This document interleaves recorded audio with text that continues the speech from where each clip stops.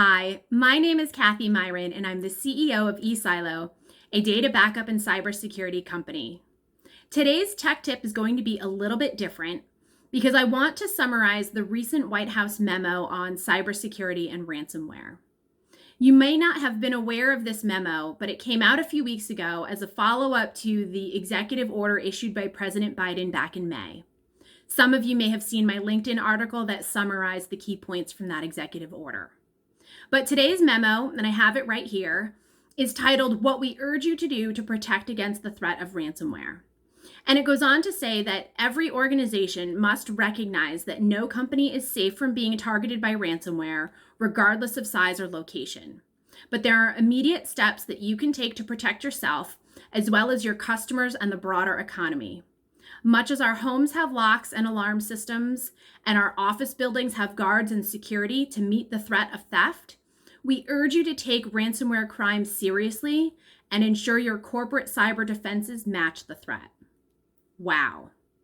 Anyone who's attended any of my cybersecurity trainings knows that I often make the comparison between how we lock up and secure our homes at night to what we need to do digitally to secure our systems and our data. So I love that comparison. And the memo goes on to highlight 8 or 9 key best practices that every company should be implementing to reduce the risk of ransomware. And so I wanted to share some of those with you right now, many of which you've actually heard me talk about in other blogs or other videos, but it's a great time to have a refresher. The first is multi-factor authentication. And the reason for that is simply that passwords are compromised way too often. So unless you're using multiple factors to prove your identity when you log into a system or a website, it's very easy for an attacker to take over your account. Secondly, you need to have strong anti-malware or endpoint detection and response capabilities.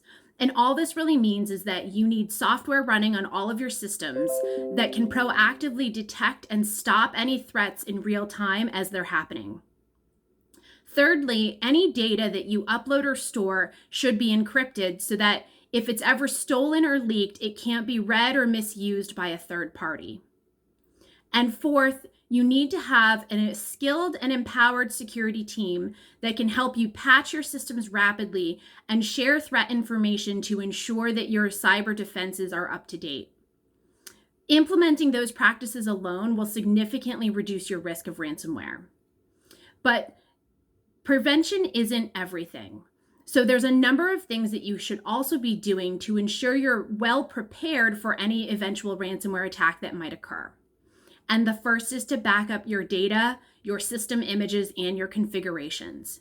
You've heard me talk about the importance of backups a lot, and no other situation really highlights the importance of those backups like ransomware does.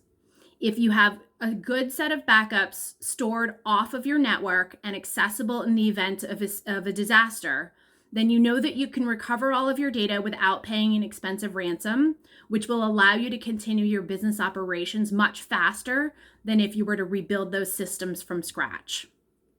Secondly, you should be patching and updating your systems promptly. Anytime there's an operating system patch or a software update for any application that you use, you're going to want to apply those as soon as is practical. And then thirdly, if you have an incident response plan, you need to test that plan regularly. A plan doesn't do you any good if it sits on a shelf, and the best way to find holes in your plan is to run it through its paces in a simulated exercise.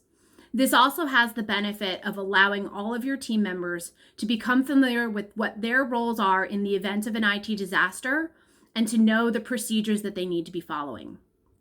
And then lastly, for some of the larger businesses, it's important to segment your networks. If you think about a large manufacturing provider, you wouldn't want to have your back office users and financial and billing systems on the same network as your core plant manufacturing systems. This way, when you segment your networks, you can limit the blast radius of any cyber attack and minimize the chance that a significant incident will disrupt both your back office and front office operations.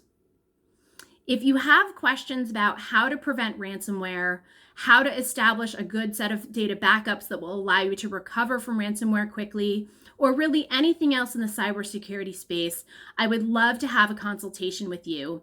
Feel free to grab time with me at meetkathy.com, and I'll include the link to this memo in the comments below. Thank you.